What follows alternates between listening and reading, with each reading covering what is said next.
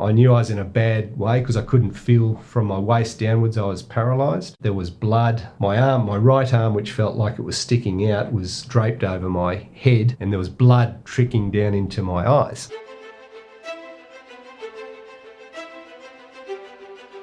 Welcome to the podcast where we track down Australian war veterans, have a chat with them, and hear their stories.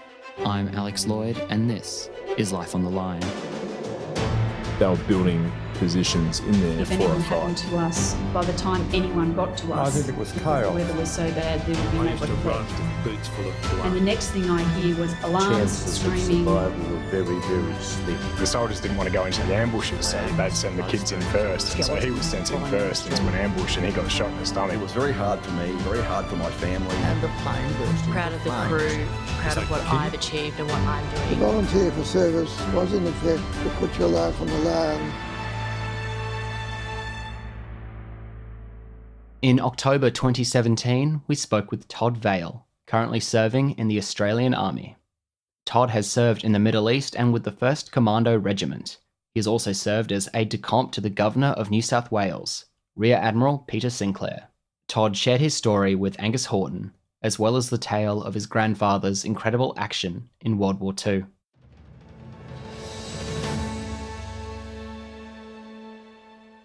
I'm Angus Hordern, and today I'm speaking with an old schoolmate, Todd Vail. Thanks very much, Angus. Todd, let's firstly start with your grandfather. Please tell us his story. My grandfather was Charles Ian McLean. He lived in Rabaul, New Guinea. He was the dentist before the Second World War. His father, Hector Ian Roderick McLean, was a plantation owner.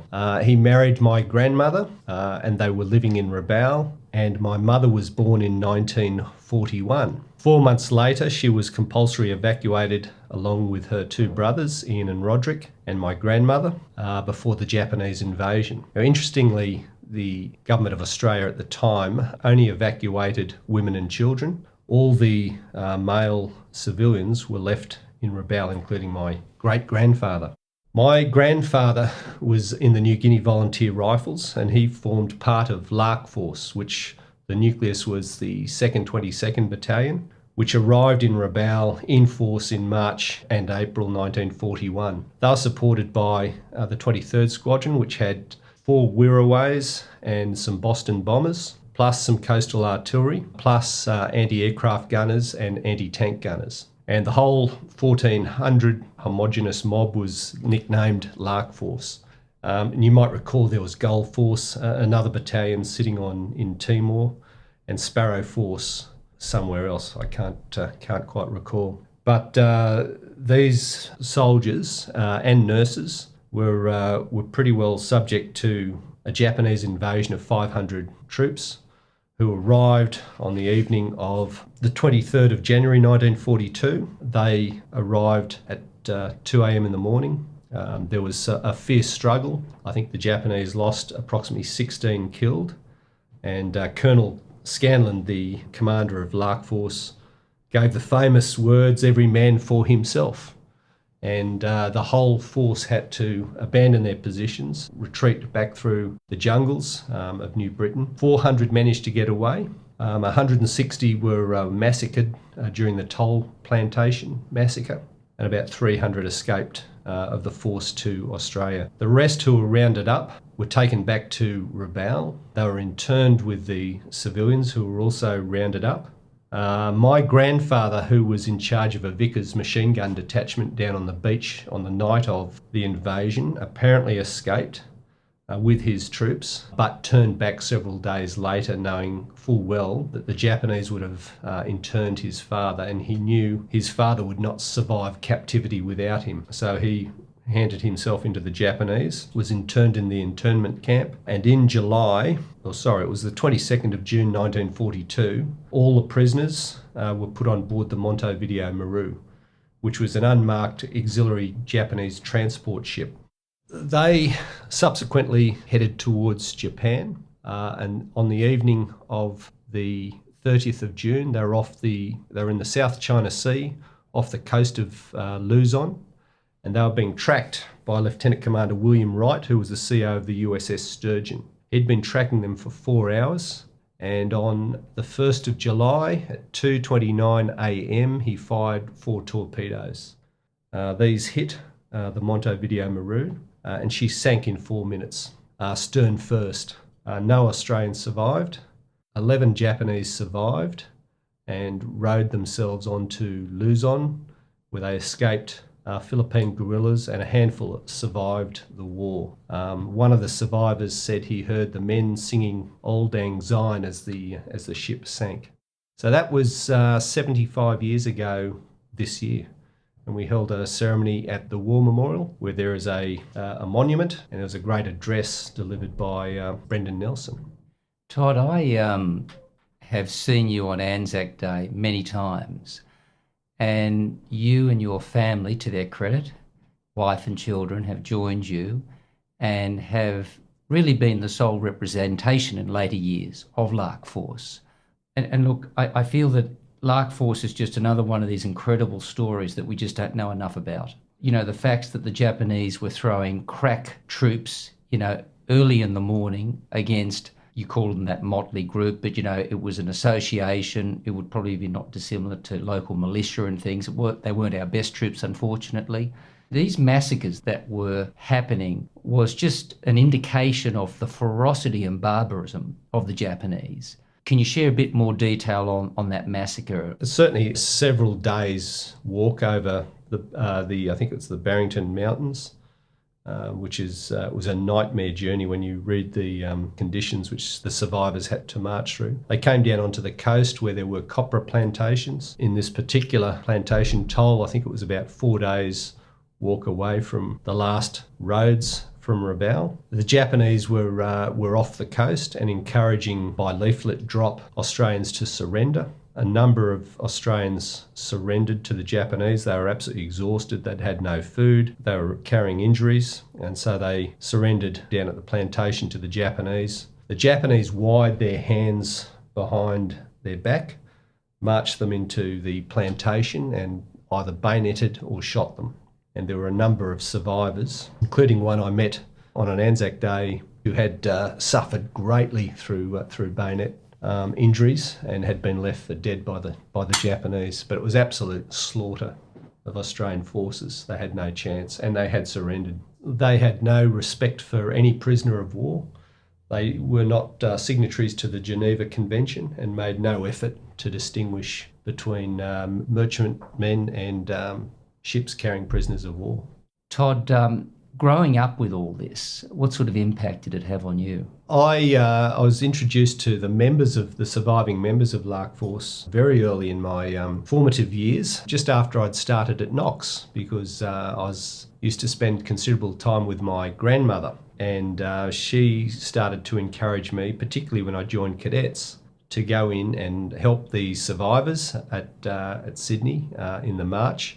I used to go in my cadet uniform and carry the Lark Force banner, which I did for a number of years, even well into my military years. And I still, in fact, when I was serving as the governor's aide-de-camp, I used to march at the head of the Anzac column just behind the governor, and we would get picked up by the Rolls Royce and the police escort, and then they would drop me back so I could march again with Lark Force. So I did that right up until the end, until there were no survivors left in Sydney.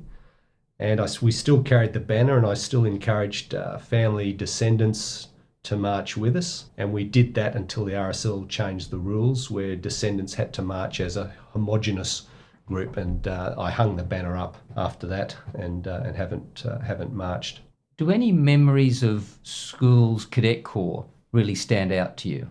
Oh, there are numerous memories. Again, the formative years where we got up to a lot of mischievous things, and it certainly, I could not wait to join cadets. And there were some great identities there with a lot of military experience who helped shape us as we grew up. So Todd, leaving cadets, what inspires you to ultimately join the Army? Look, I was always inspired and always going to join the Army from about knee high. I think my aunt is probably guilty of getting me interested in the military by when she gave me her lead soldier and tank collection when I was about 3 or 4 years old. And I had a fascination of all things military from that day. Can you tell us, when you get into the Army, what is your sort of first steps and where you go? In year 11, I had my first opportunity to apply for scholarship entry to Duntroon, and that was my first undoing and my first attempt to join the Army. I went along to the recruiting centre and I had to sit through a battery of physical aptitude and psychological tests, and I'd had no guidance on the psychological test, and I didn't do well. In fact, I did so poorly on the psychological test, they invited me not to reapply for officer entry for another 2 years. Oh, gee. And it was simply the type of questions such as, when you've been on top of a tall building, have you thought of jumping off? To which I replied, no. Correct answer is question mark or yes. So there are 300 or 400 questions similar in nature to that, which form a pattern, and obviously I was trying to answer the questions I thought they would like to hear as opposed to the actual question. So I was fairly devastated that I was banned from joining the Australian Regular Army for 2 years. I was still determined to join the Army. I finished the HSC. I went home for Christmas in Bangladesh. We happened to know the British military attaché, who was a naval officer.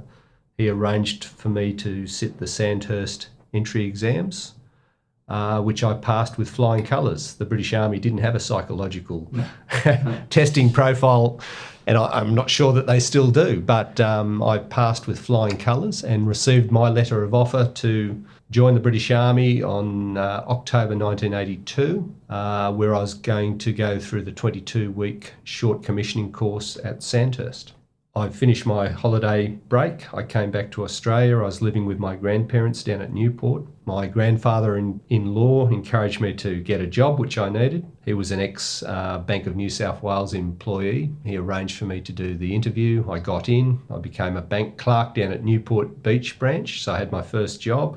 It was there I saw ads on the TV for Australian Army Reserve officer entry. I decided to go and give that a go. I was 40 minutes late, caught in traffic one Saturday morning. I went down to Fort Street for my interviews. I did exactly the same psych test I did for Duntroon, and exactly the same testing process. I must say I was very relaxed and really didn't care because I already had my offer to the British Army.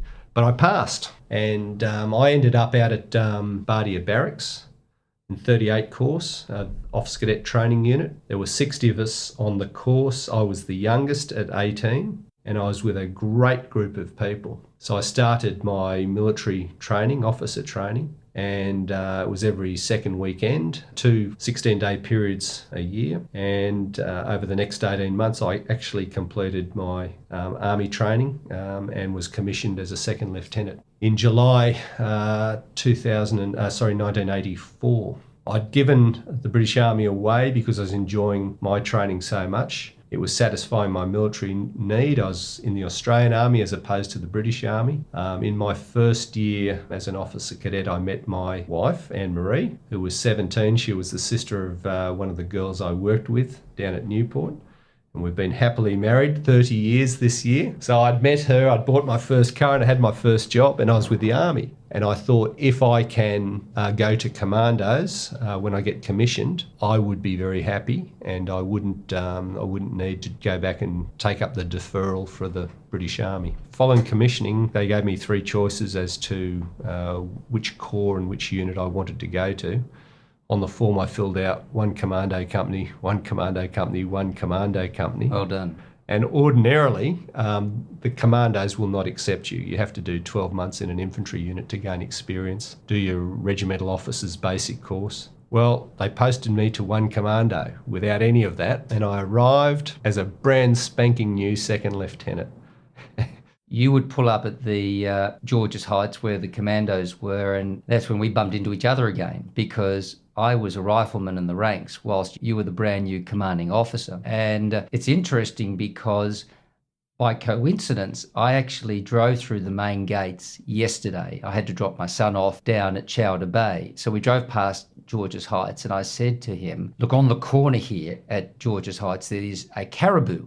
And I can still remember, as we used to do on those Tuesday nights with those route marches and runs, I remember you yelling out something, words to the effect, last man to the caribou isn't getting out of here tonight, sort of thing. And we all broke ranks and sprinted down, Middlehead Road or whatever it is.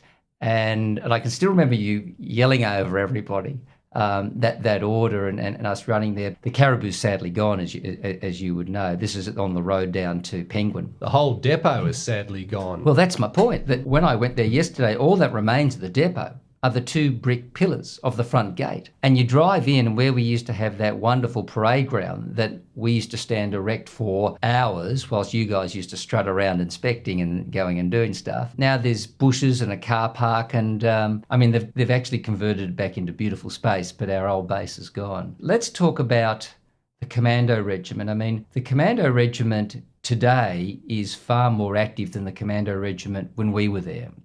Commandos are being posted, to war zones as we speak. But at the time, it was still the reserve unit for the SAS. It was still very serious. Can you talk about, your role in the Commando Regiment and the activities that we were doing at that time?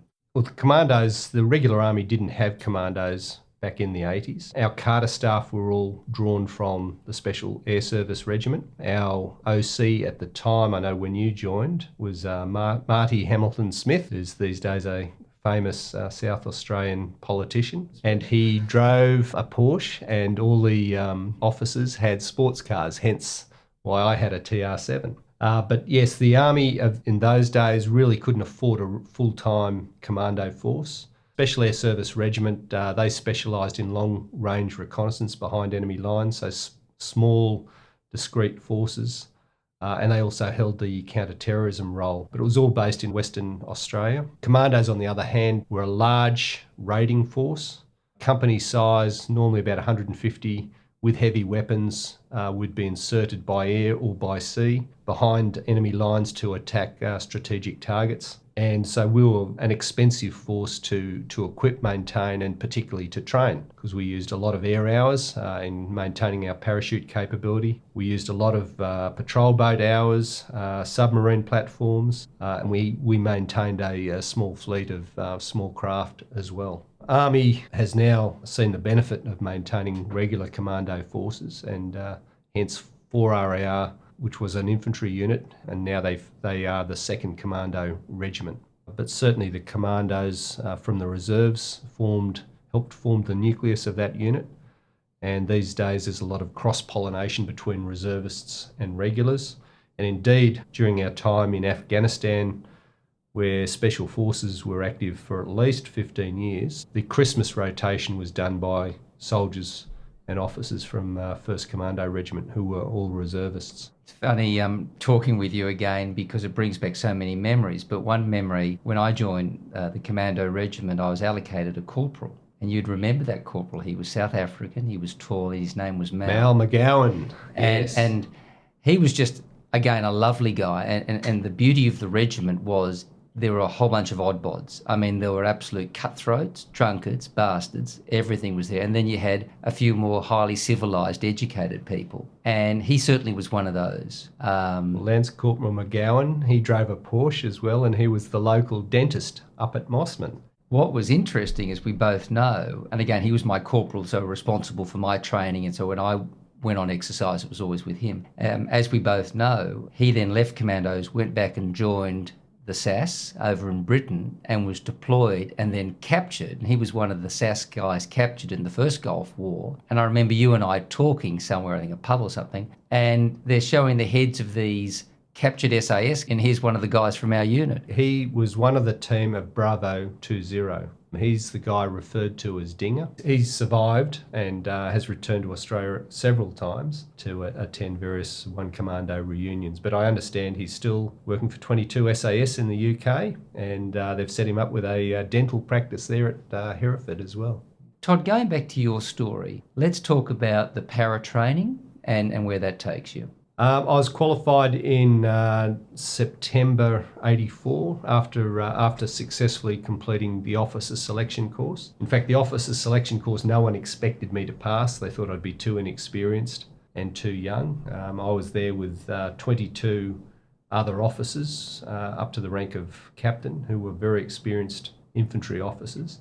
And we were put through a selection course, which was very grueling. It was just a mini SAS selection course, and only 2 people passed it, myself and for one commando in Sydney, and I think it was Doug Knight who was successful for 2 commando in Melbourne.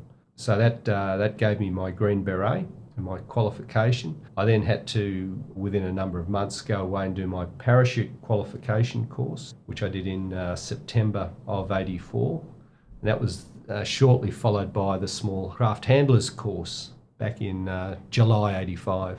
I remember very early on, one of our weekends away with the reserves is that we turned up on Friday night at Georges Heights. We all bundled into the back of those trucks and we didn't know where we were going. Of course, they would delight not telling us where we're going. And before we knew it, we were at Mascot. We were walking through the terminal. We're walking up the rank of a Hercules. Suddenly it takes off. We're going to Dubbo that weekend. I had no idea. But the alarming thing to me was I wasn't para-qualified, and halfway through, they dropped the bloody door and half the guys pile out. And it was probably you amongst them as well. I certainly wasn't para-qualified, so I was, I was with the other half that stayed in, and the guys looked at us, and I had concerns about the look they gave us.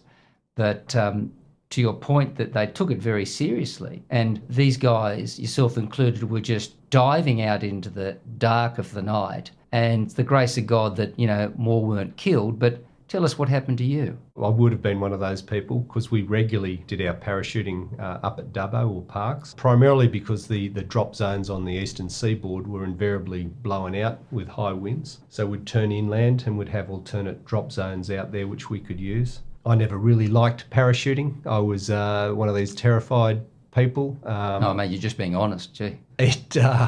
Military parachuting is not much fun. You're jumping with all your equipment. You're probably weighed down with 30 to 40 kilos worth of equipment, including your pack, your webbing, your weapon. You're jumping from low altitudes between 9 and 1,100 feet. You hit the ground in 54 seconds from that height, and that's how it's designed to get you down before you can take effective enemy fire.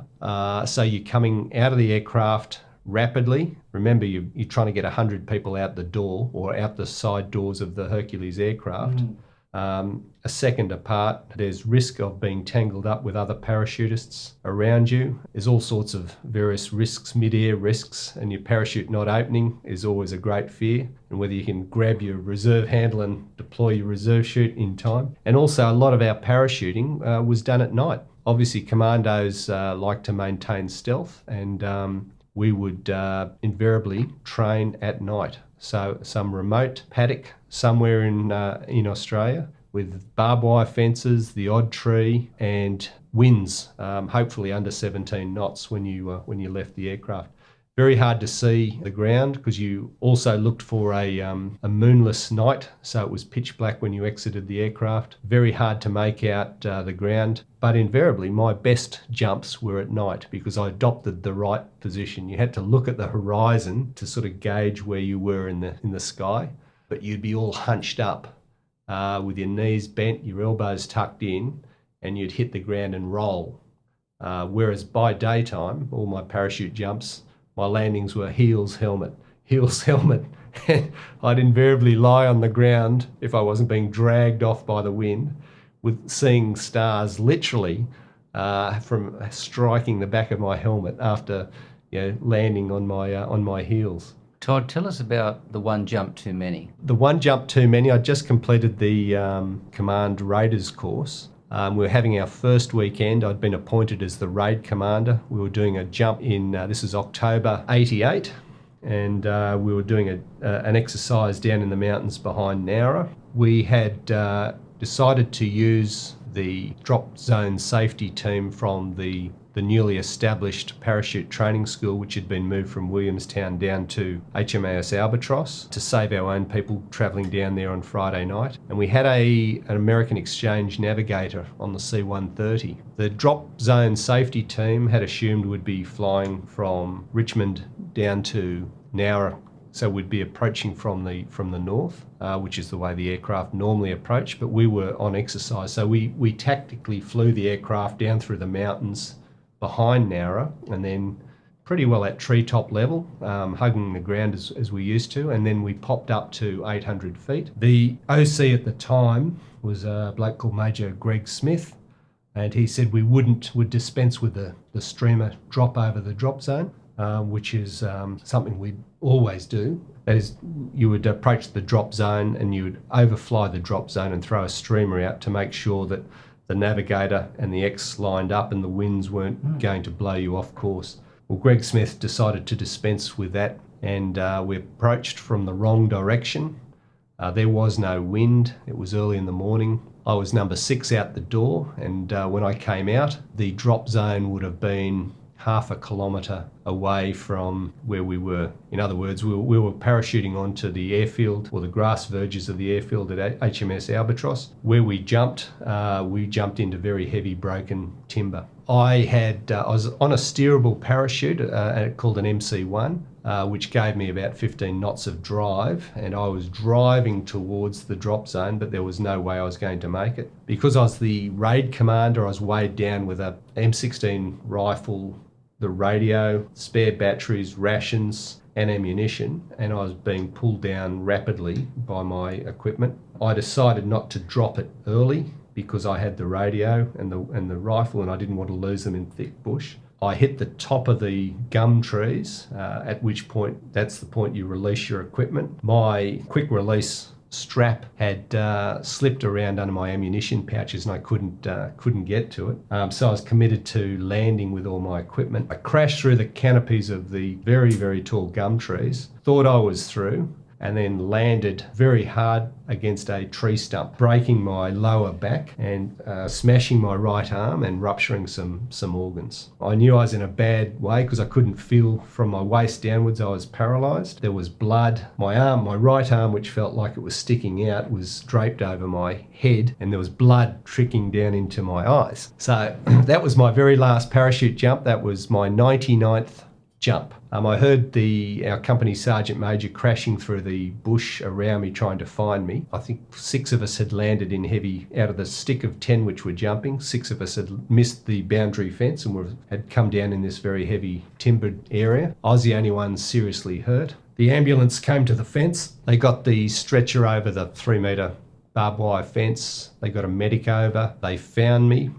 They gave me some gas, I think. They put me onto an alpine stretcher with a lot of pain because my arm was splintered, and they somehow manhandled me back over the boundary fence to the waiting RAF or naval ambulance. And I was very fortunate at the time because in those days they were still flying jets, the A-10s out of HMS Albatross, and they had full surgical capability in the hospital on base. So they took me, the ambulance driver, this is a real accident for him, so he drove flat out, which was absolutely excruciating for me because my bone ends and nerve ends were sort of driven against each other as he applied the brakes or went round the corner. So it was an agonising trip for me.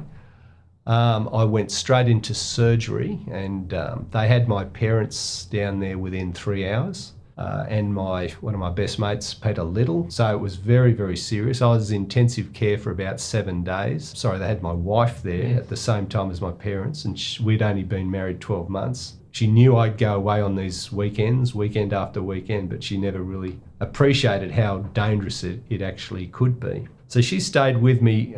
She was living in the mess for 7 days, and when I stabilised, they were going to transfer me back to the military hospital at Liverpool, out at Ingleburn, 2HSB in those days. And she wouldn't have a bar of it because we lived at Neutral Bay near the Commando Depot. And she said I'd been injured on naval ground. I'd been hospitalised in a naval hospital. Therefore, I should be close to home at HMAS Penguin. Yeah. They had this violent agreement, and I ended up being transferred by ambulance to HMAS Penguin. And I was there for months in recovery, and I had to learn how to walk again. And I had my arm in a sling for about 8 months, and I wore a back brace for about 18 months. And I had a very slow recovery, but the doctors did warn me, do not parachute again. Because any large impact on your back, you could end up totally paralysed. But fortunately, I did get my feeling back, and they had to teach me how to walk, which I found bizarre, learning how to walk again as an adult. How to push one foot forward, and it was an agonising time in my life. But I'm classified fit in the army to do everything. During that time, I'd left the bank, and I was employed in a private company. I lost the job because I'd been away for so long. So when I did recover, I went back into the army on full-time service as the adjutant at 2nd 17th Battalion. And it was from there my commanding officer, Andrew Morrison, encouraged me to apply for the job as the aide-de-camp to the newly appointed Governor of New South Wales, who was Rear Admiral Peter Sinclair. His appointment came about by the death of Sir David Martin. Peter Sinclair came on the scene, and as was the tradition of the governors, they got to select their own staff and to start afresh. So it was Army's turn to supply an aide-de-camp, and my commanding officer thought I'd be a great candidate.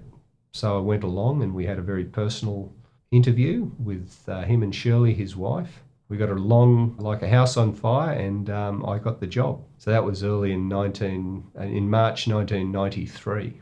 Actually, I remember that, visiting you in Government House. I mean, it's amazing to hear. I knew you were injured. I didn't know the extent of your injuries. I mean, I know you haven't been one to talk about it openly, but certainly, for your war to be over, but to stay in the services and then moving role to this most senior position now. I remember you working with Sinclair. What an entirely adaptable position you now find yourself in. And, tell us about some of those roles, because they were very different to jumping out of aeroplanes. Oh, absolutely. I mean, it was a ceremonial role through and through. A 7-day-a-week, most weeknight activity. I could certainly involve Anne-Marie in most of the after-hour activities and the weekend activities. We had some wonderful experiences, but primarily the job was organising receptions, dinners, country visits. I would write the program for all the governor's external visits. I would liaise with the organisations on matters of protocol. I'd assist with speech writing. I'd do research on various topics. It was a very active job, and I'd accompany the governor on all his official visits wherever he went. So I'd liaise with the local police, the local councils, Parliament, the state members of Parliament who would normally host our visits to their regions. I would be the timekeeper who would keep the governor running on time. And I'd be forever briefing him in the car as to the next venue we were attending and the people we were about to meet, and just revising key points. At functions at Government House, well, we were there as the reception committee at the front door to meet the official guests, presenting those guests to the governor, and then making small talk and making people feel welcome at Government House. Invariably, it was down to me to do the official tours of Government House, which a lot of the schools would come on a regular basis, and I'd take the school kids for tours. But yeah, a very, very interesting job, but very intense. So you spent a couple of years as the governor's aide, and then you have the opportunity to go abroad. Well, Anne-Marie and I decided 2 years in that job, which was an army job, was enough. 2 years back then was a standard military posting, and the Sinclairs were more than happy for me to stay, but we wanted to get on with our lives. Particularly, we wanted to travel before having children. So we both handed our notice in, packed up our unit at Neutral Bay, and set sail with one-way tickets to England. And when we got there, we had friends who we went and stayed with. We bought a car, we packed it full of camping equipment, and we set off around Europe. And when we ran out of money, we came back, and we both sought and got work in London. Once we had settled down and we had a flat, I went into the Australian High Commission for my secondment interview. I arranged a secondment to serve with the British Territorial Army, the Royal Green Jackets. I was in there and I met Colonel Don Tate, who's the Army advisor in London, who'd also been a brigade commander of mine at 5th Brigade. We knew each other well, and he asked me what I was doing, and I said I was looking for full-time work in London, and he said, "Come with me, Todd." And I He gave me the job as the overseas training officer in London. So my job was equivalent to an army captain's job, and I had to liaise with the British Ministry of Defence and other civilian organisations like Cranfield University, who provide a test pilot course, and I'd negotiate the training of Australian Defence personnel and civilians in the UK. Todd, there's so much to talk about, but I would like to sort of move towards how you get back into the army and you actually get back into war. I think, that's for a guy who's literally almost been military discharged because of your injury. Tell us how you come back and you actually retransform yourself in the military and how that takes you overseas ultimately. I have a less than 10% disability with my injury, so I'm fit for military service. So therefore, just not parachuting. I can parachute, but the advice is not to. So I take doctors' advice very seriously. But I can do everything. When we went to Europe, I was fully fit according to the army, and I served as an infantry company command, or second in command of a company, with no restriction. So I've had no medical restriction. We came back to Australia at Christmas '95, primarily because Anne-Marie was pregnant. We knew we could not have a great lifestyle, and we didn't with only one income, which would have been mine. Anne-Marie at the time was earning more money than I was in her legal job. So to drop back onto my income wouldn't have given us the kind of lifestyle we had enjoyed as without children. And I must say the weather in England and London is not comparable to Australia. And if you can bring up children in Australia, that is where you want to bring them up. Certainly not in the depths of winter and misery in England, as we saw a lot of our friends struggling to bring up their children indoors in England. And we didn't want that for our kids. Fortune smiled upon us, and we made the decision to return to Australia, and we came home via the US. For Christmas '95, Peter Sinclair got wind that I was returning to Australia. He immediately rang me and offered me a job back at Government House, which I immediately turned down because I didn't want to be returning to a uniform position. He understood that and offered me a job as a speechwriter, which I also initially rejected because I had never written speeches at that level before. He convinced me that I would have no trouble writing speeches for him, so I accepted the job. So I had a job when we returned to Australia. And as it turned out, it was a wonderful job because they set me up at home with a computer. I could work from home, from Government House, from Parliament House or the State Library. I had total flexibility. I would pop in to see him 2 or 3 times a week. We'd discuss various themes for speeches. Then I'd go away, do my research and prepare the speeches. The only problem being a speechwriter, of course, is that you're invisible to everyone and nobody ever admits they have a speechwriter. So I had a very interesting 12 months. That was an interesting time for the state government. Bob Carr was the Premier. He's obviously an out-and-out Republican and didn't really appreciate having a governor looking over his shoulder. And I think there was some personal disputes between both men, to the point that Peter Sinclair, I think, had done a couple of extensions and was not going to be extended for another term. I had an interesting phone call late in the evening from Bob Carr to say that there was a problem. He didn't have the staff to start the new governor, and I was offered the job as the executive officer to the governor if I could spend time with him and get the whole government office business up and running with a new governor. I accepted the job. I went out to meet Gordon Samuels and his wife. It turns out Gordon Samuels was an ex-British Army artillery officer.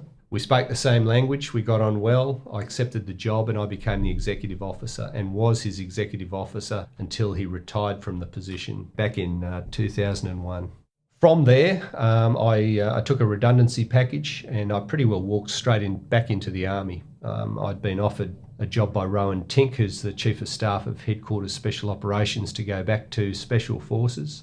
Richard Campbell had been the Special Operations Training Officer and he was deploying to Afghanistan.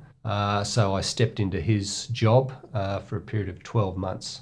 Following that, I went across to a Headquarters Australian Theatre down at Cuttable, where I looked after international exercises. Then I was loaned to Land Command at Victoria Barracks in Sydney to plan Operation Scrummage. I went from there to executing that from the operations branch, and shortly after that I decided to join the regular army. I had no choice to transfer at my current rank, which was then Lieutenant Colonel. They made me reduce in rank to Major, which I accepted, and I served as an operations officer at Land Command as a Major during 2004. At the end of 2004, I was promoted back to Lieutenant Colonel. So I served in a number of staff positions before going to on operations into Iraq in 2008 on Operation Catalyst. I went across there in April. I was based in Baghdad. My position was the G1, so I was in charge of personnel in the Middle East area of operations, which encompassed at that stage Afghanistan, all our forces in Iraq. We had a major armoured battle group down in Basra, and we had air bases in Dubai, Qatar, and other forces in the Middle East, totaling about 5,500 soldiers, airmen and naval personnel. As the G1, I was required to travel extensively. I would go down to our air base at our Minhad in Dubai, and I would fly with the P3 Orions on surveillance missions to get a feel for what they were involved in, so I could better help their needs back from our headquarters in Baghdad. We had an interesting incident on one of those flights where we were challenged by Iranian airspace, who were asking us to turn away from their airspace. We were flying along the border looking for arms smugglers or drug smugglers, and they were scrambling aircraft to force us to turn. And I must say I was very, very impressed with the Air Force pilots, who were as cool as cucumbers and just kept up a banter with Iranian air control and refused to deviate in their mission. Whereas I was looking out over the, looking out at the airspace around us, expecting to see fighter jets appear in the skies around us. But yeah, very exciting times. I also visited our base in Qatar, where we had our C-130 transport aircraft. Had extensive dealings with our base in Kuwait as well, where we did our RSO&I, which was reception, staging and onward integration. So Todd, you're able to get back home from Baghdad unscathed, thankfully. Can you talk about what happens next, getting home, and then you're going to be called away again? It was a couple of years before I went away again. I came back to Australia and did a couple of more staff jobs, and then I was deployed to Operation Slipper in Afghanistan, where I served as the Deputy Director of the NATO Advisors Assessment Branch. It was probably one of the best jobs I've ever had. I wasn't under Australian command, I was under NATO command. My direct commander was a French colonel. I was his deputy. We had a small team of multinational officers, and our job was to train the training advisor teams, which came into Afghanistan from 52 contributing nations, to make sure that they knew how to train Afghan army and police units, knew the cultural sensitivities, and all the tricks of the trade. We would then introduce them to their Afghan counterparts, and then do an assessment 6 weeks later on their training ability. This job saw me travel widely across Afghanistan in all manner of aircraft and vehicles with all manner of different nationalities: French, Belgium, Dutch, English, US, Germans, Italians, Spanish, Czech Republic, Bulgarians, you name it. They were over there training Afghan forces. So we had to integrate with all of them and train their teams and assess their performance.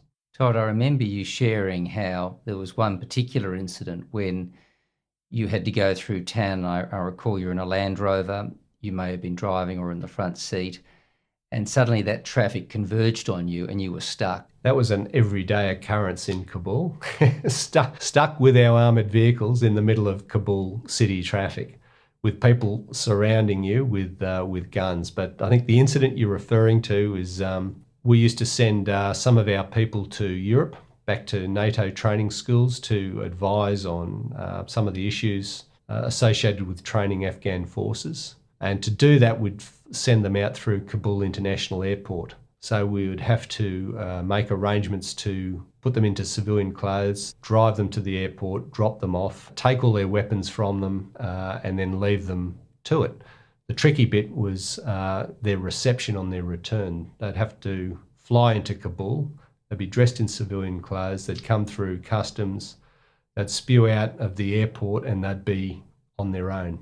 We'd get frantic phone calls if their plane was early to come and pick them up because they were vulnerable to kidnap or anything which could have happened. I had one of my American officers fly in early, and we got mobile phone calls to say he had arrived early. Could we come and collect him? We were based in Camp Phoenix, which is about 7 kilometres away from the airport. So we scrambled into our armoured vehicles, which were armoured Toyota Land Cruisers, not Land Rovers, and we made our way through the city traffic to the airport. We got there and we were confronted on the outskirts on the major roundabout leading into the terminal building by a group of Afghan policemen dressed in different camouflaged uniform to the normal blue uniforms they were wearing, and they refused to let us pass. Now, we had certificates, NATO certificates, which authorised our access pretty well anywhere in Afghanistan, and they were pinned onto our windscreens. So I was not driving on this occasion. I had a British MP captain who was driving for me. I had my commander in the back and another officer, and we had another vehicle behind us, because we always travelled with 2 vehicles and enough people that should we get into a fight, we could successfully fight our way out. These police were armed with M16s and were quite hostile towards us, to the point as I refused to turn around, they started getting quite agitated and aggressive. Then they attacked our vehicles. The soldier on the left-hand side of our vehicle started smashing his muzzle of his weapon into my driver's window. Every time, it was quite hilarious because every time he hit the window, his magazine would drop off, which caused a bit of mirth from us, but it was a very serious situation. The detachment commander who was at my window started smashing my window and cracked the armoured window, which was about an inch thick. So it's hitting it with considerable force. And Todd, are these windows bulletproof? These windows are bulletproof. The mirrors were not. He smashed the windows. They were kicking the car, hitting the car with their weapons. But he could shoot your tyres and disable you. Although we had run flats, so we were safe from there. My immediate worry was that they would have a policeman with an RPG-7, which is a rocket-propelled grenade, and I didn't know where he was. If they had started firing at us, they would have launched one of these grenades at us, and we would have not had the protection. Our windows would sustain 5 rounds before they shattered, so we're in a fairly precarious position. I was also aware that there was a lot of civilians, there was civilian traffic behind us and a lot of civilians on foot around us, but also aware of the danger imposed upon my American officer, who was by himself, unarmed, ahead of us somewhere. I had to make a decision, so into the radio, we called out the Ready Reaction Force, which were Belgian soldiers armed in proper armoured fighting vehicles. We had no option but to reverse at speed and turn around and leave the scene, because if they had opened fire on us and disabled our vehicles, then we would have been forced to dismount and fight, and there would have been civilian casualties, probably not from us, but from their indiscriminate firing. So we reversed at high speed and then ran to the NATO base on the other side of Kabul International Airport. The Ready Reaction Force arrived. I went and made an official complaint that because our headquarters knew that we were en route, because we had to ask permission before we drove onto the roads. They knew where we were going, what we were going for. They advised us that the roads were clear, no obstructions, that we should be able to go straight through. So I went to it and reported the incident.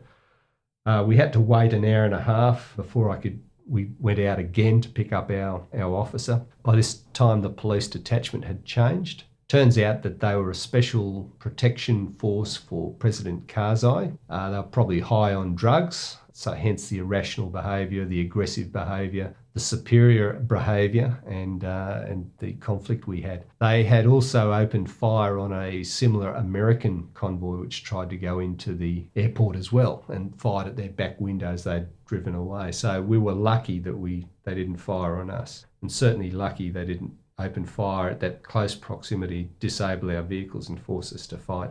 But yeah, very disturbing incident, and I think the Australian government made an official complaint to the Afghan government because they had considerably damaged our vehicles by smashing mirrors and fittings to the vehicles. And Todd, it just highlights, I know you say it's just another day in the office there, but that deployment overseas is not without its hazards, and that could have been a terrible situation. The biggest hazard which faced us as advisors was the daily threat of what they called green on blue. So friendly forces, Afghan forces, firing on us. You really, you had to be so careful because even Afghans who you knew could have been compromised. The Taliban or the other insurgencies which were at work there would kidnap Afghan officials' families, threaten them with blackmail that they would kill their families if they didn't commit atrocities against Western forces. So even people you trusted, you had to be wary of because of that. But you could see the open hatred of a lot of people as well. You look into people's eyes when you were visiting bases, and there would be people who would openly look at you with hate for you being in their country. Todd, I remember you sadly saying how you became quite good pals with a lot of people, but in particular there were some Americans on your base. You shared how you had that American mate who was similar age, had young kids at home, was about to go home after serving so much time. Tell us his story. A very sad story. These two advisors, US Lieutenant Colonel and his warrant officer, they were both family men. The Lieutenant Colonel was on his second tour, so he'd done 2 years in Afghanistan. He was 14 days from going home. He worked in the police ministry in an office, and an Afghan colonel who knew he was going home and knew he had 2 twin daughters who he absolutely was devoted to and looking forward to going home and taking them fishing. This Afghan colonel went in and shot him in the back of the head, and then went down the corridor and shot his sergeant major in the head as well. And then he absconded, and I don't know that he's been captured, but the Taliban put it down to a Taliban strike. But this left us with a terrible feeling of anger and frustration at the time. And you really knew the American guy in particular. Yeah, but they could go in and slaughter these two, guys who were there to really improve the lot and the professionalism of the Afghan police. It really left a bad taste in our mouths. You're over in Afghanistan. Thankfully, your 8 months comes to an end eventually. Although it's a wonderful job, it's a job surely that must take its toll on you, and indeed that of your family, that stress that you're under. It does to some extent. I think it's probably more stressful on the families. It certainly was in my case. My wife came down with an illness because I was away, and she was off work for 2 years as a result of it, because she never knew where I was or what I was doing. And you listen to the radio and the news, people are talking to her and asking her all the time how I am. But I was fine. There was, we were living under constant pressure, of course, and under constant threat, because you never knew who you could trust or what was going to happen. Quite clearly. But I was there because I wanted to be there. And, as I said, it was one of the best jobs I've ever done in the military. I think we did a power of good over there with the people we were training and the development which we put in place. But I was in my element, doing what I enjoy doing with people I enjoyed being with. But it was very hard on the families. And Todd, I think this is such an important point, that unless you've served yourself and unless your family have had someone who's served, you don't really know the toll it takes on the loved ones at home. And you can come home, but the effect that it has on spouses, I'm not taking yours in particular, I'm just saying in general, but on your kids worrying about their dad. And that's why, this nation, indeed all, owes such a debt of gratitude to those that fight abroad, and indeed those that support those that fight abroad. So you come home, thank God, you're home safe for your family and friends, your Anne-Marie in particular, and things become a bit more peaceful. Tell us about your posting in Australia. I came back to a posting down in Canberra, which is, I didn't particularly want to leave home, but Army sends you where Army needs you. And I was posted down to Joint Operations Command, Executive Officer of the Operations Branch. We made a decision to leave the children and my wife in Sydney, in our home, primarily because they were at that stage of schooling where they were doing their HSC. Alex, my son, was at Knox, so I worked during the week down in Canberra and would come home when I could on the weekends, which was doable. Canberra to Sydney is quite doable. I remember when I would go to Canberra, I would visit you and we'd catch up, which would be great. But I remember you proudly saying how you worked so hard in Canberra so that you could get that Friday afternoon off. And I remember you telling me, and I could really feel for you, that how you timed it perfectly. So you literally turned up at the school gate at the time Alex finished on Friday. Finished cadets on Friday, yes. And there was his real dad, in uniform, just checking off service. You're picking him up, and you'd have that weekend, and then on Monday you're back down there again. Well, Sunday night, my job down at Jock started at 6 o'clock in the morning to clear the operations reports from the watchkeepers overnight and prepare the ministerial operations report for release by our headquarters through the chain of command. So I would have to leave by 3 o'clock on a Sunday afternoon to go back down to my flat in Canberra so that I was fresh in the morning, Monday morning, first thing. Yeah, very long, very, very long hours spent down there. But it was intriguing because you're at the forefront of operational matters where the Australian government's involved around the world. Thankfully, the Canberra posting comes to an end. You're back home now. Tell us what you're doing now in your current role. Currently, I'm just coming to the end of a 3-year term with Headquarters 2nd Division, which is Army's Reserve Division. The headquarters is based in Randwick Barracks, and I've been serving there as the operations officer for the last 3 years. Been a very interesting job. I got to deploy for Exercise Talisman Sabre this year to Hawaii for 4 weeks, where I was the Deputy Operations Officer there for a 3-star US headquarters, which was intriguing. The 25th Infantry Division ran the exercise in Hawaii, and I was doing the night shifts as the acting operations officer and handing over to the proper operations officer in the morning. But wonderful experience, seeing how a really big army operates in a contemporary environment. But I'll leave that job at the end of this year, and I'll take up another job with Headquarters Forces Command in Sydney early next year. Great. So that's determined now, is it? It is determined, yes. Great. So your family get to keep you here a bit longer. Finally, and which was a bit of a surprise because now both kids are out of school and fairly independent, although still living at home. But I had expected that Army would probably move us away from Sydney, but they're keeping us in Sydney for another couple of years. You're still at Vic Barracks then, or? I will be back at Victoria Barracks from January. Good on you.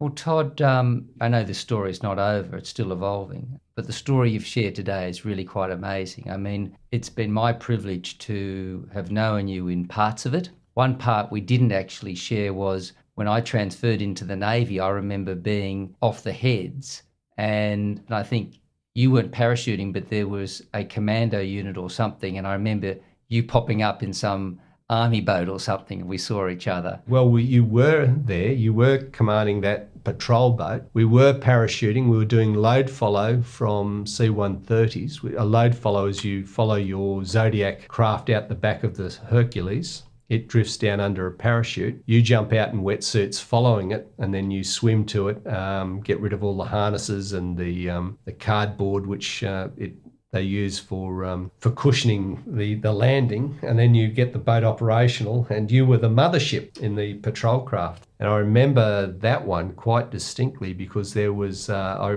remember jumping out off the back ramp of the Hercules after my Zodiac and looking down, and our officer commanding the first commandos at the time was Major Jeff Kidner, and he was jumping off the back of the patrol boat onto the compressed cardboard trying to make it sink, and there was a massive shark swimming under the patrol boat around the back of the boat, and he couldn't see it from his angle, but I could clearly see it from the air, and the guys around me could see this massive shark circling the patrol boat, and we were coming down into the water nearby. I remember it like yesterday, that incident. Actually, I do recall that now. I do remember when you actually came on board, the patrol boat offered you a cup of tea. It was quite civilised, but I actually remember saying to the guys, they had SLRs like we did, you know, just to watch out for sharks. But I didn't actually know there were any sharks because I was at water level, not, you know, from on top. Up in the sky. Wow.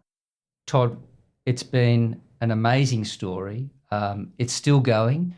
We look forward to hearing more of it, but I just want to, on behalf of everyone, acknowledge your wonderful service to this nation and thank you for sharing your wonderful story with us today. Well, thank you for the opportunity, Angus, to come over and share some of our mutual stories. It's a great honour for me to be able to relate some of those stories, and I think you're doing a wonderful job in capturing these histories.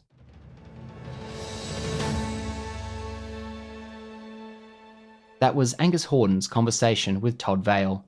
To hear more about Peter Sinclair, check out episode 23 for my conversation with the most distinguished naval officer himself. And let us know what you thought of the episode by emailing us at podcast@lifeonthelinepodcast.com. You can also like us on social media, Life on the Line Podcast on Facebook and Instagram, and LOTL Pod on Twitter. Our website is www.lifeonthelinepodcast.com. Life on the Line is brought to you by Thistle Productions. Artwork by Big Cat Design, music by Dan Van Werkhoven. Thanks for listening, and lest we forget.